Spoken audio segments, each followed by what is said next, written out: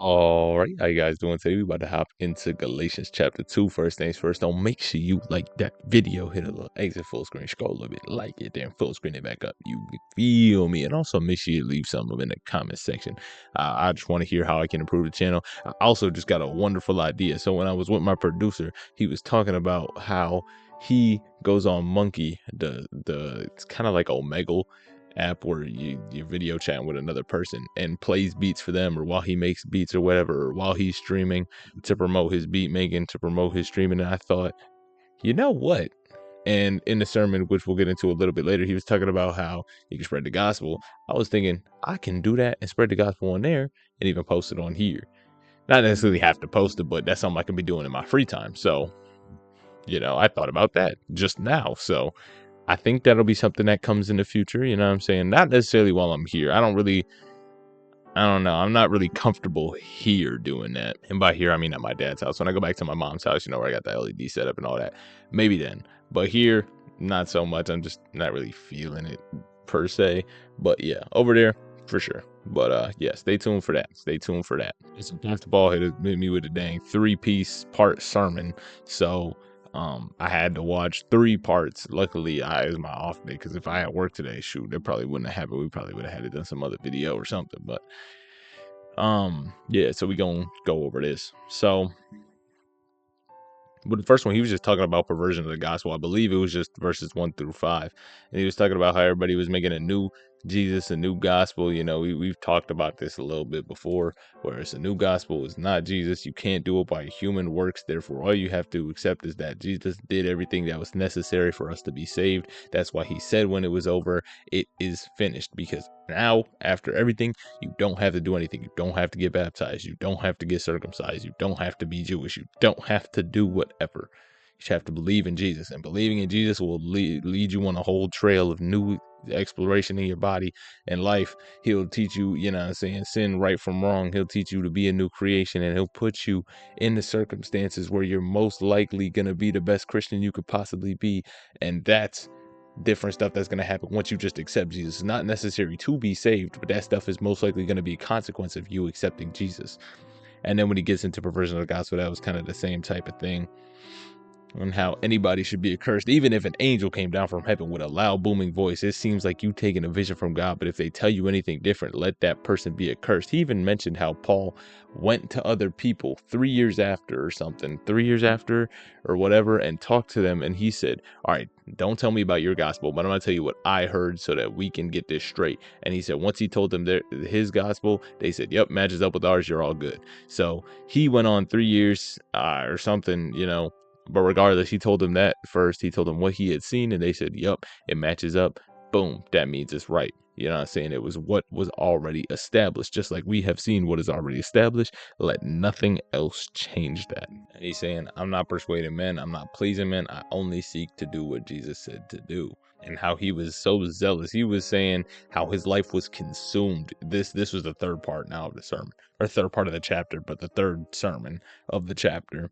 How he was talking about this man's life was ruled by the law. And that's why it was so weird for other people to hear Paul of Tarsus was now preaching the gospel, or Saul, because they said this man was killing people, trying to exterminate the religion, yet now he's in that. How does that happen? And that's why God was glorified. But also he's saying this is the same zeal that we should be having with Jesus. You know what I'm saying? The same things that ruled your life back then, it should now be flipped to Jesus. So your main sin, whatever your main sin is, which caused your testimony, the thing that drove, not necessarily the sin that drove you to Jesus, but the main thing in your life that needed to be changed, it was the overarching sin in your life. That energy that you poured into that should now be flipped over to Jesus. So I can tell you guys, I'm saying the amount of time that I was listening to music now is, I'm saying I can, at the end of the year, I'll show you guys this year's not monthly listeners, my this year's Spotify Wrapped in terms of overall minutes listened, and then we'll compare that to my last 2 or 3 years in terms of minutes and even the type of music that I was listening to, because you'll look at that and say, wow, the worst of it, I was listening to NBA Youngboy. What's it called? I listened to a song today, and this man said that boy prays to the devil and then prays to God in a song. And I used to be singing that song. I was in the gym getting my energy from that song. Like, that was my favorite of his songs. And I listened to it today, and I was like, wow, I really used to be singing this. That's insane. While knowing God, you know what I'm saying? And even now, I can tell you about the majority of my day. You know what I'm saying? I go to work. I prioritize that. That's the main thing. Then I prioritize this channel. I do a video. I watch the sermons necessary for the chapter I just did. And then I make the video. I edit the video. And then, that. So we go to work. We do that. My off day today was my off day. I watched the 3 parts of the sermons. I hung out with my dad a little bit. We went to the gym. That's the main things I prioritize. Prioritize work, my health, the Bible. Everything else, you know what I'm saying? That's everything else. That's what I live now. You know what I'm saying? Work is necessary because you need money. I'm not serving money. I just, you know what I'm saying?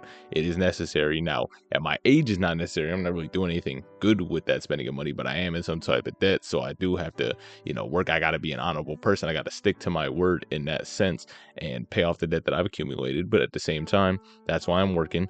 But then I put time into the word and not only reading it, making this video, but editing it, and then boom, listening to the sermons outside of that, putting even more effort into that. And I'm not doing that to boast. I'm not doing that to say, oh yes, this is what you need to do. I'm just showing you how Jesus is moving in my life. This is now something that I consider part of my daily life. I do this every single day.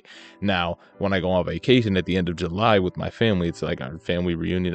We're going to see how that works. I might have to stock up some videos before that to happen, talk about some things that aren't necessarily reading the word or find something else to do. Regardless, something will get done and something will get posted. But at the same time, this is how my day looks. I do this, I do work, and then I pretty much go to sleep. I spend a little bit of my time for me at the end of the day, or whatever the case is.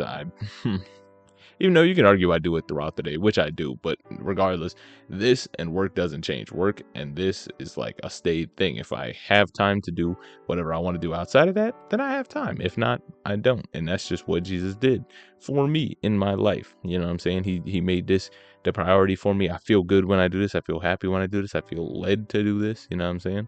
And he was even giving a story about some lady in her testimony. She brought over 100 people at least to the gospel based off just her testimony alone, and we have to share our testimonies and share that. And that's where that thought of monkey, I believe, came in, the platform, social media platform of spreading my testimony / just the gospel through there or whatever. Because yes, this channel is doing it, but it's not really, I'm saying, people choose whether they click on or click off of this. And I will say that on monkey, I'm saying, people are trying to have a conversation, have a little conversation, ease into it, boom, gospel, they can click on after that. But regardless, they heard it, and that's all we can do. We always just, Jesus coming back after everybody in the world is, the testimony is proclaimed throughout the entire world.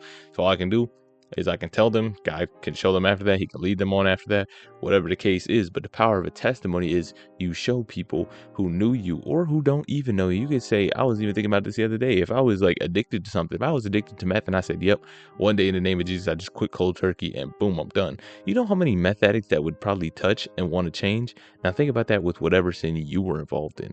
Only a meth addict really knows how difficult it can be to come out of a meth addiction. Yet, you can take that with music, for example. I was listening to all this different type of demonic worldly music that, sometimes I still indulge in just a little bit, but definitely not near to the extreme that I was then. Or something is in you got a porn addiction, you have, you're fat or whatever. That's one good thing I like to do. I used to be fatter. That is one thing I like to preach. I like to, eat healthy, get up, exercise, something like that. When I'm a teacher, I'm even thinking about implementing that in my classroom as well, thinking, how can I get these children to be active and stay healthy throughout their life? Because if I'm early childhood education, you got to build on these concepts early. Not only that, but fat easily accumulates in your youth rather than as an adult, because your fat cells, they're formed when you're a kid. So I heard through my nutrition class, I'm saying 100% factual, I don't know, but that's just what class taught me. Your fat cells accumulate when you're a kid, and then as you get older, it's just those same fat cells that accumulated then getting bigger or getting smaller over time. So it's not necessarily you're getting more fat cells as you age, but once you're done with your childhood and those first fat cells, those ones that you made in your childhood are just going to grow or shrink. They're not going to come more. They're not going to, I guess, get rid of them through liposuction or whatever. regardless, those are just going to grow and shrink. So it's up to you to form as little as possible in your childhood so that, the less you have, the less they can grow and all that type of stuff. So it's good to build positive habits as you age before you get to a place where it's now inescapable. So that's an issue that I kind of had, what I'm saying? I won't say I grew too many fat cells or I wasn't like overly obese, but at the same time, I had more than enough. And I still have a little bit of fat that I got to deal with. Not even a little bit. I got a lot of it of a fat that I want to deal with. But, what I'm saying? If I was better as a kid, then it wouldn't be as hard as it is now. And it wouldn't be harder to get into healthy shape, so to speak. Or you could just stay in healthy shape longer, because being healthy as a kid makes it easier to want to stay healthier as an adult, because you're saying, well, all I knew was being skinny, so being fat would be the unknown, and people really don't like to venture into the unknown much. Another reason that people are kind of hesitant to accept the gospel is because they don't really know what it's about. It's unknown to them. They don't really know, one, the power of it, but two, they don't really know what it is about it, so they kind of just write it off. However, they think they know everything about science. Like, I'm trying to spread the gospel to one of my friends right now through reasoning, through the paper that I wrote that I still haven't made a video on, about how science isn't actually science. It's just kind of lies and everything like that, and just kind of perpetuates the idea that the Bible was put in front of us. Back to the topic of testimonies, though, a meth addict or a porn addict or all these types of things, only they know how hard it is to overcome. So when you input the power of Jesus as a, straightaway solution, and it doesn't even have to be a straightaway solution. I gave the example of the meth addict quitting cold turkey that day. It necessarily doesn't have to be a cold turkey and then boom, I was clean for the next 40 years, whatever, until now. I'm still good, going good, 40 years strong, whatever. It could be, it's a fight. Yes, but Jesus constantly reassured me with hope and with grace that I would get through it in his name, because I can do all things. If he has the grace, if he wants to give me the grace that I can get through it, he wants to give me the grace that I can get through it. Even if he doesn't give me the grace to necessarily get through it, you know what he will give me? He will give me the hope that no matter what happens, I'm saved and that I can work towards it with him. And if it be his will, I will get over it. And if it's not his will, that is perfectly fine, because I know that I'm saved. But guess what? He's given me the hope. And that's something that some addicts just don't have. They don't have hope that they can get over it. And that's why they keep going and keep going and keep going. They keep falling victim to the cycle. And that's why it's so important that we spread the gospel, because it's not just you're necessarily 100% going to get saved from whatever addiction or whatever sin you're battling right now. But it is, hey, guess what? You're going to learn how to fight it, and you're going to learn to have hope that no matter what happens, you're going to be saved when the end comes. And in that moment, it's not going to matter what your addiction on this earth was, because you're going to be cooling. But what does matter now is you love Jesus enough to let him help you. Amen. And that's the power of a testimony, because only people that's been in your situation are going to know how hard it is. And you've been in that situation, and Jesus has in some way helped you. Not whether that be whether you conquered that. You could be showing up to all your AA meetings constantly saying, I relapsed, but Jesus is giving me hope that this time is going to be different. And no matter how many times, I guess some people may see it as, well, you say Jesus is going to help you, but you keep on relapsing. It doesn't matter, though, because he's giving me hope. He's giving me the strength. And it doesn't matter if I relapse, because he still loves me no matter what. And God loves me, seeing me through his son's sacrifice. And all that matters is that he is on my side and I am rocking with him. All right, that's going to be the end of the chapter. Hope you guys have yourselves a fantastic rest of your day. Peace.